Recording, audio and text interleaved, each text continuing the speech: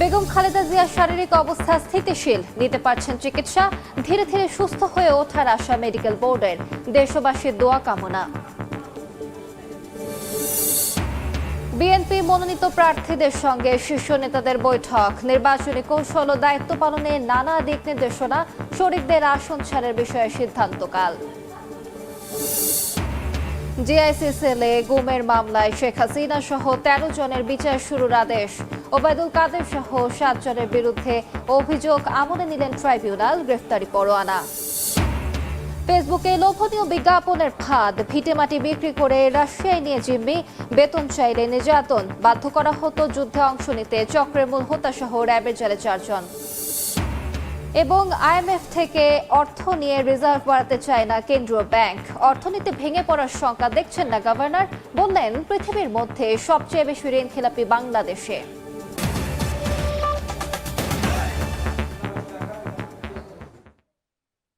সময় সংবাদের সঙ্গে আছি আমি আলিশা ইসলাম। বেগম খালেদা জিয়ার শারীরিক অবস্থা স্থিতিশীল, ঠিকমতো চিকিৎসা গ্রহণ করতে পারছেন। দুপুরে রাজধানীর এভার কেয়ার হাসপাতালে ব্রিফিংয়ে তার ব্যক্তিগত চিকিৎসক ও বিএনপির স্থায়ী কমিটির সদস্য ডক্টর জাহিদ হোসেন এই কথা বলেন। আশা প্রকাশ করেন ধীরে ধীরে সুস্থ হয়ে উঠবেন বেগম জিয়া। এ সময় বিএনপি চেয়ারপারসনের সুস্থতা কামনায় দেশবাসীর কাছে দোয়া চান তিনি।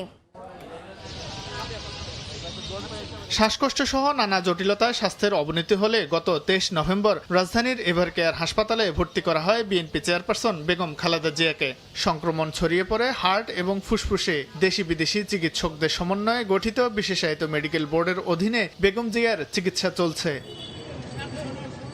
বৃহস্পতিবার দুপুরে বেগম জিয়ার শারীরিক অবস্থা নিয়ে ব্রিফ করেন ডাক্তার জেড.এম. জাহিদ হোসেন। তিনি জানান বেগম জিয়ার শারীরিক অবস্থায় স্থিতিশীল, তবে ঠিকমতো চিকিৎসা গ্রহণ করতে পারছেন তিনি। পরামর্শ মোতাবেক যে চিকিৎসা ওনাকে দেওয়া হচ্ছে সেই চিকিৎসা উনি ঠিকমতো গ্রহণ করতে পারছেন এবং ওনার শারীরিক অবস্থা গত কয়েকদিন পূর্বেও যে অবস্থায় ছিল আলহামদুলিল্লাহ উনি সেটি মেনটেন করে যাচ্ছেন।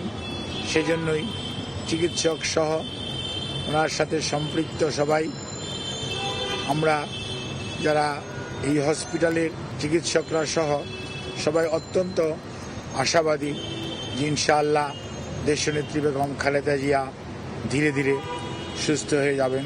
এ সময় ডাক্তার জাহিদ দেশবাসীর কাছে বেগম জিয়ার সুস্থতা কামনায় দোয়া চান। দেশের মানুষের কাছে মহান রাব্বুল আলামিনের কাছে দোয়া করার জন্য আহ্বান জানাতে চাই, যাতে দেশনেত্রী বেগম খালেদা জিয়া মানুষের অকুণ্ঠ ভালোবাসা, শ্রদ্ধা এবং দোয়ায় আল্লাহ রাব্বুল আলামিনের অশেষ রহমতে আবারও সুস্থ হয়ে বাংলাদেশের রাজনীতি তথা বাংলাদেশে ওনার যথাযথ ভূমিকা রাখতে পারেন। বিএনপি চেয়ারপারসন বেগম খালেদা জিয়া টানা 26 দিন ধরে এভার কেয়ার হাসপাতালে ভর্তি আছেন। শাহিন আলম, সময় সংবাদ, ঢাকা। জাতীয় নির্বাচন সামনে রেখে ব্যস্ততা বেড়েছে বিএনপিতে। দল মনোনীত প্রার্থীদের নানা প্রস্তুত করতে চলছে বৈঠক। জনগণের প্রত্যাশা পূরণে নির্বাচনী কৌশল ও দায়িত্ব পালনে প্রার্থীদের দিক নির্দেশনা দেওয়ার কথা জানান নেতারা। এছাড়া যুগপৎ আন্দোলনের শরিকদের আসন ছাড়ের বিষয়ে সিদ্ধান্ত আসতে পারে শুক্রবার। একটি চক্র নির্বাচন বানচালের ষড়যন্ত্র অব্যাহত রেখেছে বলেও জানান বিএনপি নেতারা। ত্রয়োদশ জাতীয় সংসদ নির্বাচনের তফসিল ঘোষণার পর নানা শঙ্কা আর টানাপোড়েনের মাঝেও ভোট নিয়ে ব্যস্ত রাজনৈতিক দলগুলো। গুলশানে বিএনপি চেয়ারপারসনের কার্যালয়ে দল মনোনীত প্রার্থীদের নিয়ে দ্বিতীয় দিনের বৈঠক শুরু হয় বৃহস্পতিবার সকালে। বৈঠকের বিষয়বস্তু সম্পর্কে স্থায়ী কমিটির সদস্যরা জানান, মূলত নানা বিষয়ে দিক নির্দেশনা দিতেই ডাকা হয়েছে প্রার্থীদের। শরিকদের আসন ছাড়ের বিষয়ে শুক্রবার সিদ্ধান্ত আসার কথাও জানান নেতারা। অনেক প্রার্থীরা আছে তো নতুন, যারা আগে নির্বাচন করে নাই, তাদেরকে একটু বোঝানো হচ্ছে। আর এই সময় নির্বাচনটা তো একটা, আমাদের চেয়ারম্যান সাহেব বলেছেন যে এই নির্বাচনটা সর্বকালে একটা কঠিন নির্বাচন হচ্ছে, একটু ব্যতিক্রমী নির্বাচন হচ্ছে, এই ব্যাপারে একটু সচেতন করে দেওয়া। প্রধানত আমাদের নির্বাচনের ক্যাম্পেইন প্রচারণা যাতে ইতিবাচক দিকে থাকে, আমরা যাতে আমাদের বিরুদ্ধে যে সকল মিথ্যা প্রচারণা করা হয় সেগুলো যাতে উপযুক্ত জবাব দিতে পারি।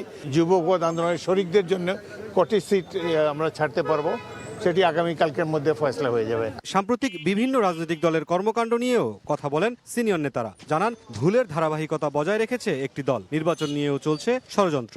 12ই ফেব্রুয়ারি নির্বাচন ভোট দিবে, সেই ভোটটাকে নস্যাৎ বা বানচাল করার জন্য একটা চক্র কাজ করছে। সেটা যদিও দৃশ্যমান না, তবে পর্যায়ক্রমে এগুলো দৃশ্যমান হবে। ভুলের দল এরা 47-এ ভুল করছে, 71-এ ভুল করছে, এখনো ভুল করতেছে। বুধবার 100 আসনে মনোনীত প্রার্থীদের সঙ্গে বৈঠক হয় গুলশানে। বৃহস্পতিবার নেতারা বসেন আরও 100 আসনের প্রার্থীদের সঙ্গে। মুরসালিন হক জুনায়েদ, সময় সংবাদ, ঢাকা।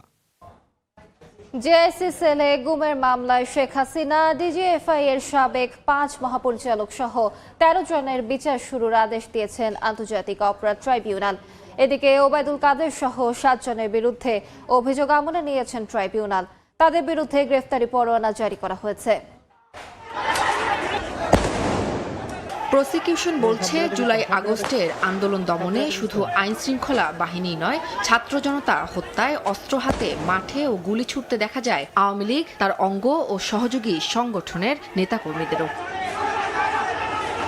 আওয়ামী লীগ সাধারণ সম্পাদক ওবায়দুল কাদের ছাত্র জনতার বিপক্ষে ছাত্রলীগকে মাঠে থাকার নির্দেশনাও দেন সংবাদ সম্মেলনে। এরপরই ঢাকা বিশ্ববিদ্যালয়ে ছাত্র জনতার উপর হামলা, সারা দেশে নৃশংসতা চালায় দলটির নেতাকর্মীরা। বৃহস্পতিবার জুলাই হত্যাযজ্ঞের মামলায় আওয়ামী লীগের সাধারণ সম্পাদক ওবায়দুল কাদের, যুবলীগ ও ছাত্রলীগের সভাপতি, সাধারণ সম্পাদক সহ 7 জনের বিরুদ্ধে আনুষ্ঠানিক অভিযোগ দাখিল করে প্রসিকিউশন।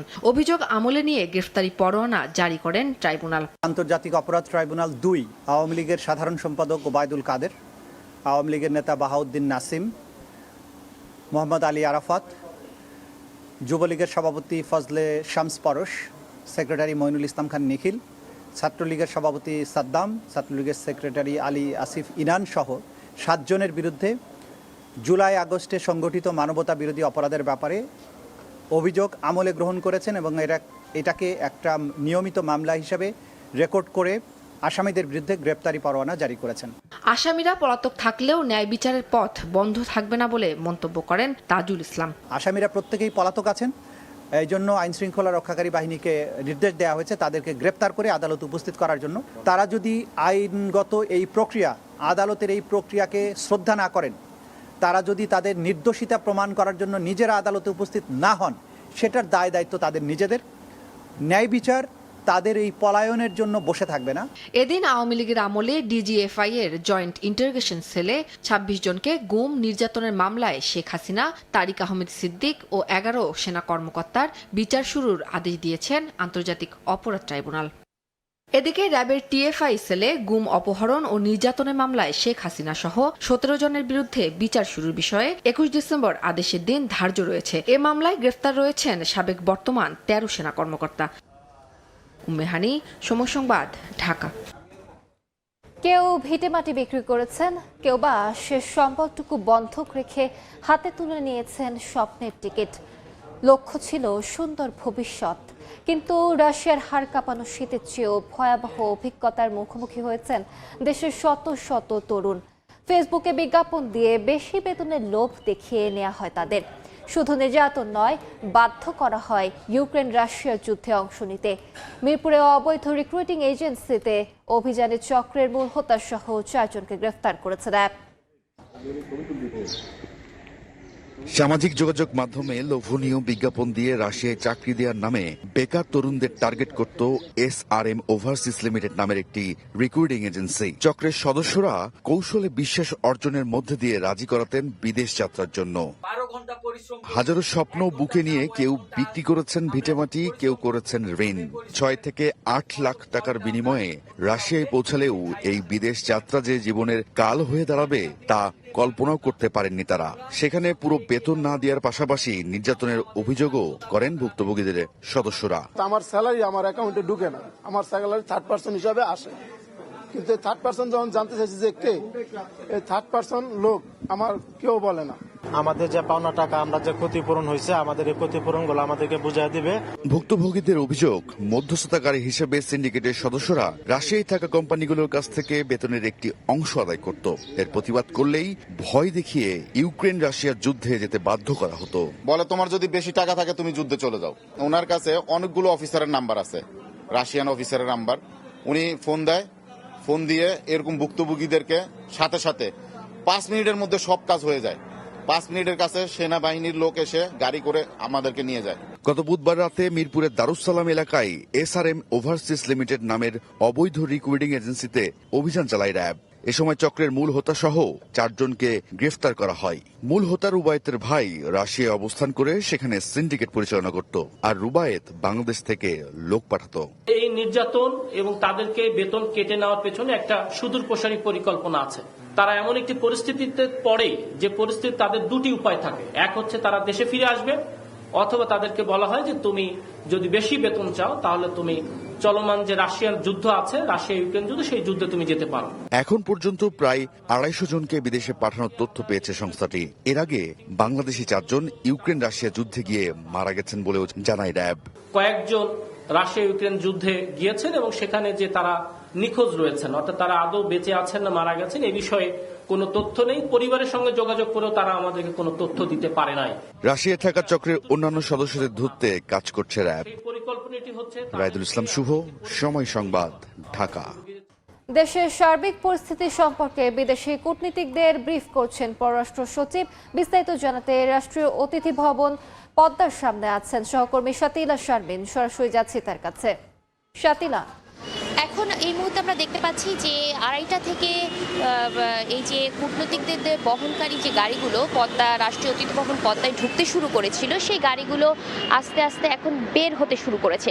অর্থাৎ কি ধরনের আলোচনা হয়েছে কিংবা পররাষ্ট্র সচিব আসাদ আলম সিয়াম কি আসলে কূটনীতিকদের জানিয়েছেন সেই ব্যাপারে এখনো পর্যন্ত বিস্তারিত জানা না গেলেও আমরা দেখেছি যে মার্কিন যুক্তরাষ্ট্র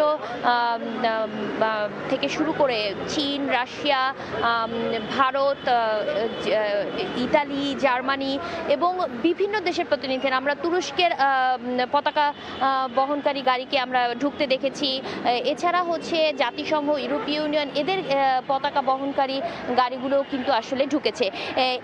এখানে রাষ্ট্রদূত, কূটনীতিক এবং হচ্ছে উন্নয়ন অংশীদার যারা বাংলাদেশে আছেন তাদের সাথে আসলে অন্তর্বর্তীকালীন সরকার কি ধরনের বার্তা দিচ্ছেন সেই বার্তার ব্যাপারে হয়তো পররাষ্ট্র মন্ত্রণালয় থেকে কোনো ধরনের সুনির্দিষ্ট বক্তব্য না আসা পর্যন্ত আমরা বলতে পারছি না কি ধরনের আসলে বার্তা কূটনীতিকদের দেওয়া হলো। তবে এতটুকু বলা যায় যে আমরা এর আগেও অন্তর্বর্তীকালীন সরকার যখন ক্ষমতা গ্রহণ করে তখনও কিন্তু তারা বিভিন্ন দেশের কূটনীতিক এবং বিভিন্ন সংস্থার, আন্তর্জাতিক সংস্থার প্রতিনিধিদের ডেকে এক ধরনের দেশের সম্পর্কে, দেশের উন্নয়ন অংশীদারদেরকে জানিয়েছিল।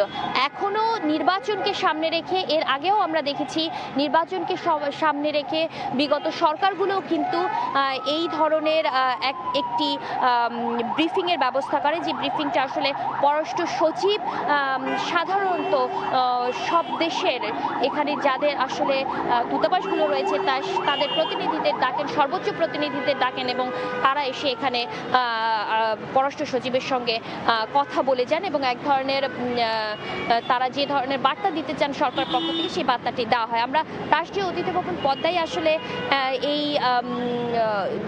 এই যে কূটনীতিকদের বার্তা দেওয়ার যে ব্যাপারটি বা ব্রিফিং করার যে ব্যাপারটি এখানেই হতে দেখছি বরাবর, এবং কখনোই খুবই কম আসলে পররাষ্ট্র মন্ত্রণালয়ের পক্ষ থেকে গণমাধ্যমের সামনে জানানোর ব্যাপারটি আসলে পরবর্তীতে ঘটে। অর্থাৎ এই অবস্থায় এখনই পররাষ্ট্র মন্ত্রণালয়ের পক্ষ থেকে কোনো ধরনের বিবৃতি বা কোনো ধরনের যে অনুষ্ঠানে কি হলো সেই বিষয়ে আসলে কিছু জানানো হয়নি। আমরা চেষ্টা করব দর্শক আপনাদের জন্য পররাষ্ট্র মন্ত্রণালয়ের পক্ষ থেকে কি ধরনের কথা বলা হয়েছে, সরকারের পক্ষ থেকে কি ধরনের বার্তা কূটনীতিকদের দেওয়া হলো নির্বাচনকে সামনে রেখে সেটি জানিয়ে দেওয়ার চেষ্টা করবো। এই ছিল আমার কাছে সর্বশেষ। সরাসরি যুক্ত ছিলাম রাষ্ট্রীয় অতিথি ভবন পদ্মার সামনে। রাজশাহীতে ভারতীয় সহকারী হাইকমিশন অফিসের সামনে বিক্ষোভ করেছে জুলাই 36 মঞ্চ। এ সময় ব্যারিকেড ভেঙে ভেতরে যাওয়ার চেষ্টা করলে তাদের বাধা দেয় পুলিশ। এক পর্যায়ে দুপক্ষের মধ্যে ধস্তাধস্তি হয়। এদিকে ভারতীয় সহকারী হাইকমিশন অফিসে নিরাপত্তা জোরদার করা হয়েছে।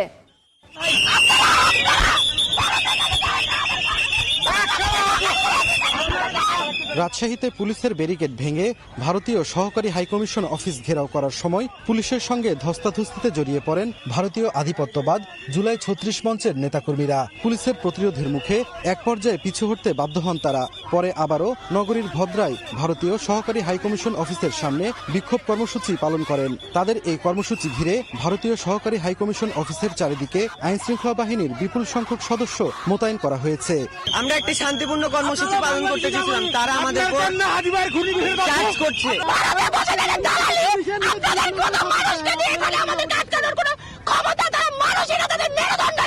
ভারতের সাথে আমরা কোনো আপোষ করতে চাই না।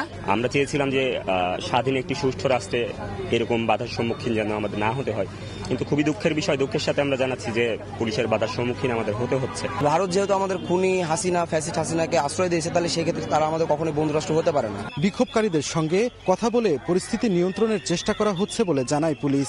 অপ্রীতিকর ঘটনা যাতে না ঘটে সেজন্য আমাদের এনাফ ডিপ্লয়মেন্ট আছে। আমরা ওনাদের নেতৃস্থানীয় ব্যক্তিবর্গের সাথে কথা বলে দেখছি, তাদের দাবি দাবার সমূহ আমরা সঠিক জায়গায় পৌঁছানোর ব্যবস্থা করব। আশা করি জিনিসটার একটা। দুপুর 12:30টার দিকে ভদ্রার মোড়ে জড়ো হয়ে এ কর্মসূচি শুরু করেন ভারতীয় আধিপত্যবাদ জুলাই ৩৬ মঞ্চ। সাইফুর রহমান রকি, সময় সংবাদ, রাজশাহী। স্টিলটেক মানে গুণগত মানের নিশ্চয়তা। It's all about stainless style. রাজধানীর জিগাতলায় ছাত্রী হোস্টেল থেকে এনসিপি নেত্রীর ঝুলন্ত মরদেহ উদ্ধার করেছে পুলিশ। লাশটি ময়নাতদন্তের জন্য ঢাকা মেডিকেল কলেজ হাসপাতালের মর্গে পাঠানো হয়েছে। প্রাথমিক তদন্ত শেষে পুলিশ জানায় পারিবারিক কলহের জেরে আত্মহত্যা করেছেন তিনি। রাজধানীর জিগাতলা কাঁচাবাজারের এই ছাত্রী হোস্টেল থেকে শিক্ষার্থী জান্নাতারা রুমির ঝুলন্ত মরদেহ উদ্ধার করে পুলিশ। রুমি জাতীয় নাগরিক পার্টি এনসিপির ঢাকা মহানগর দক্ষিণের ধানমন্ডি থানার যুগ্ম সমন্বয়কারী ছিলেন। বৃহস্পতিবার ভোর 4টার দিকে ঘটনাস্থল থেকে তার লাশ উদ্ধার করা হয়। প্রাথমিক তদন্ত শেষে পুলিশ জানায় পারিবারিক কলহের কারণে বেশ কিছুদিন হতাশায় ভুগছিলেন জান্নাত। ঘটনাটি আত্মহত্যা বলে ধারণা তাদের। পারিবারিক কলহ বা পারিবারিক বিভিন্ন বিষয় নিয়ে কিছুদিন ধরেই তিনি হতাশাগ্রস্ত ছিলেন। হতাশা থেকে এই ধরনের ঘটনা ঘটেছে বলে আমরা প্রাথমিকভাবে ধারণা করছি। পোস্টমর্টেম হবে, পোস্টমর্টেমের রিপোর্টটি অত্যন্ত গুরুত্বপূর্ণ এই মামলার সুরাহার ক্ষেত্রে। তো সেটি হলে পরে আমরা পরবর্তীতে আরও আপনাদেরকে অবহিত করতে পারব। মরদেহটি ময়না তদন্তের জন্য ঢাকা মেডিকেল কলেজ হাসপাতালের মর্গে পাঠানো হয়েছে। জান্নাতারা রুমির গ্রামের বাড়ি নওগাঁ জেলার নাজিরপুর উপজেলার পত্নীতলা গ্রামে। মনির হোসাইন, সময় সংবাদ, ঢাকা। ফেনীতে গ্রামীণ ব্যাংক শাখায় আগুন দিয়েছে দুর্বৃত্তরা। গতরাত সদর উপজেলার শশুরদী বাজারে মধ্যরাতে ঘটনা ঘটেছে বলে ধারণা করছে পুলিশ। ব্যাংক ম্যানেজার মনিরুজ্জামান জানান, পেট্রোল ঢেলে দুর্বৃত্তরা আগুন দিয়েছে। কর্মকর্তা কর্মচারীদের 3টি মোটরসাইকেল পুড়ে গেছে, তবে কোনো নথিপত্রের ক্ষয়ক্ষতি হয়নি। জড়িতদের গ্রেফতারের চেষ্টা চলছে বলে জানিয়েছে পুলিশ।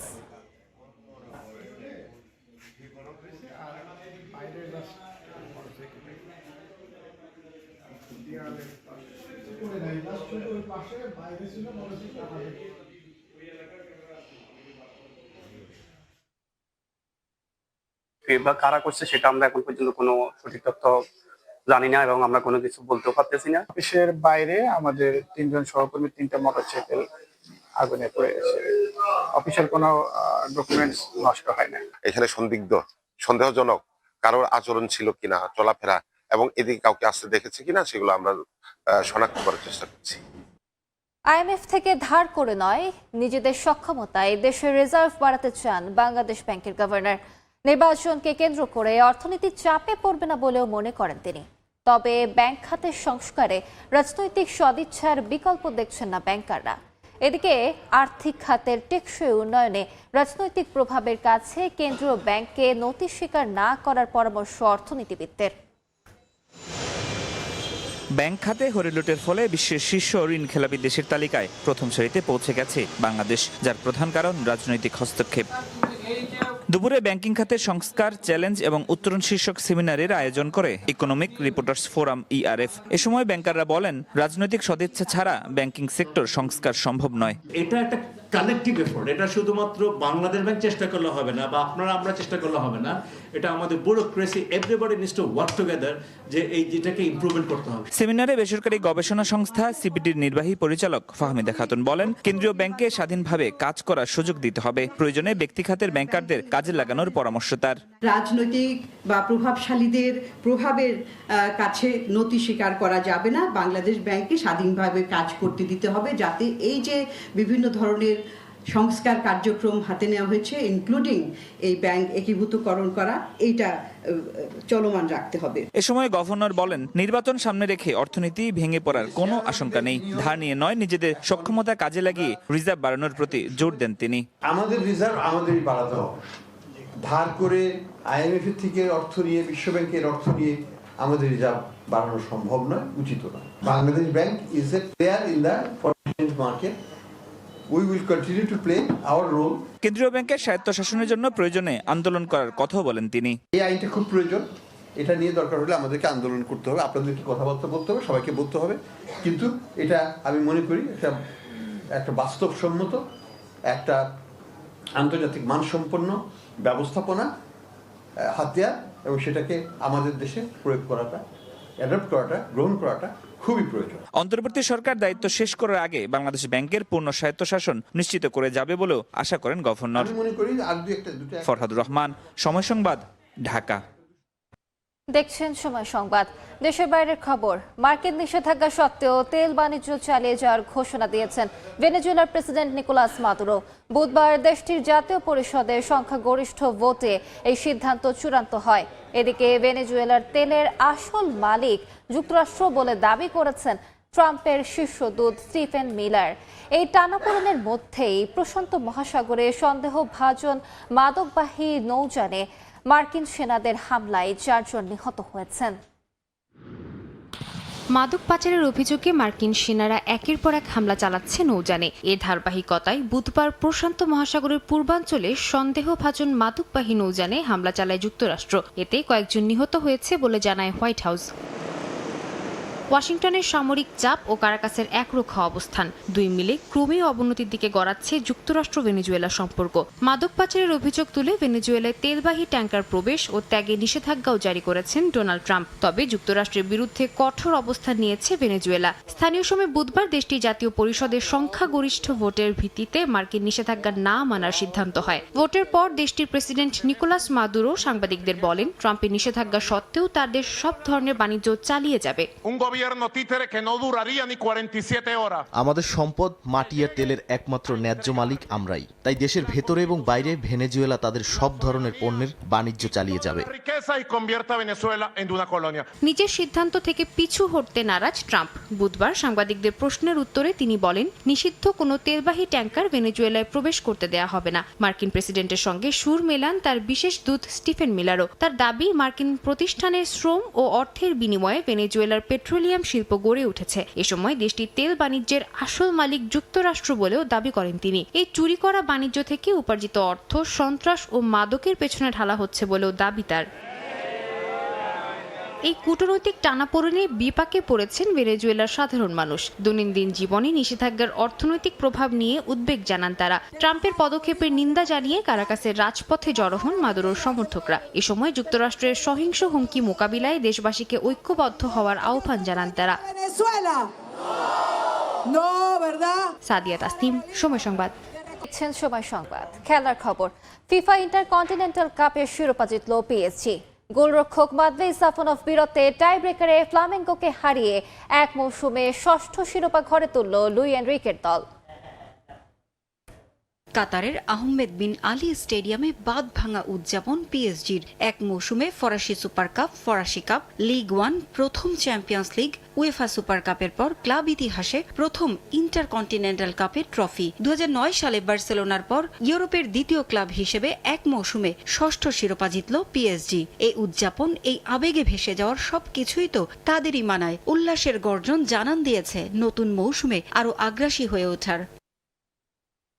এর আগে আহমেদ বিন আলী স্টেডিয়ামে ম্যাচের শুরু থেকে ব্রাজিলের চ্যাম্পিয়নদের বিপক্ষে আগ্রাসী হয়ে খেলে পিএসজি। এবছর ফিফা ক্লাব বিশ্বকাপে ব্রাজিলের আরেক ক্লাব বোতাফোগোর কাছে স্বপ্ন ভেঙেছিল ফরাসি ক্লাবটির। সেই তিক্ত স্মৃতি নিয়েই সতর্ক হয়ে খেলে তারা। 60% বল দখলে রেখেও গোলের দেখা পাচ্ছিল না লুই এনরিকের দল। অবশেষে 38 মিনিটে খিচা কাভারেস্কাইয়ার গোলে লিড নেয় পিএসজি।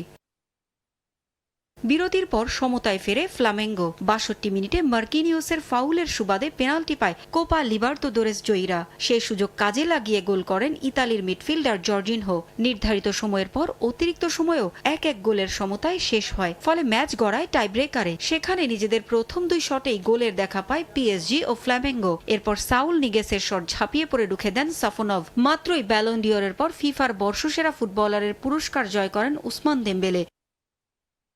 ফরাসি তারকার কাছে সমর্থকদের প্রত্যাশাও ছিল পাহাড় সমান, তবে টাইব্রেকারে উড়িয়ে মেরে হতাশ করেন তিনি। দ্বিতীয় শটে ফ্ল্যামেঙ্গোকে হতাশ করেন সাফোনভ। পিএসজিকে এগিয়ে নেন নুনো মেন্দেস। তৃতীয় শটে ব্রাডলি বার্কোলাকে হতাশ করে ম্যাচ জমিয়ে তোলার আভাস দিয়েছিলেন ফ্ল্যামেঙ্গো গোলরক্ষক। তবে বুক চিতিয়ে আস্থার প্রতিদান দিয়ে গেছেন সাফোনভ। নিয়মিত গোলরক্ষকের ইনজুরিতে পাওয়ার সুযোগটা লুফে নিয়ে 2-1 গোলের জয়ে পিএসজিকে উপহার দিলেন এক মৌসুমে 6ষ্ঠ শিরোপা। পারভিন আক্তার, সময় সংবাদ। এ পর্যায়ে শীর্ষ সংবাদগুলো জানিয়ে দিচ্ছে আরেকবার। বেগম খালেদা জিয়ার শারীরিক অবস্থা স্থিতিশীল, নিতে পারছেন চিকিৎসা। ধীরে ধীরে সুস্থ হয়ে ওঠার আশা মেডিকেল বোর্ডের। দেশবাসীর দোয়া কামনা। বিএনপি মনোনীত প্রার্থীদের সঙ্গে শীর্ষ নেতাদের বৈঠক। নির্বাচনী কৌশল ও দায়িত্ব পালনে নানা দিক নির্দেশনা। শরীফদের আসন ছাড়ের বিষয়ে সিদ্ধান্তকাল। এবং জিআইসি সেলে গুমের মামলায় শেখ হাসিনা সহ 13 জনের বিচার শুরুর আদেশ। ওবায়দুল কাদের সহ 7 জনের বিরুদ্ধে অভিযোগ আমলে নিলেন ট্রাইব্যুনাল, গ্রেফতারি পরোয়ানা।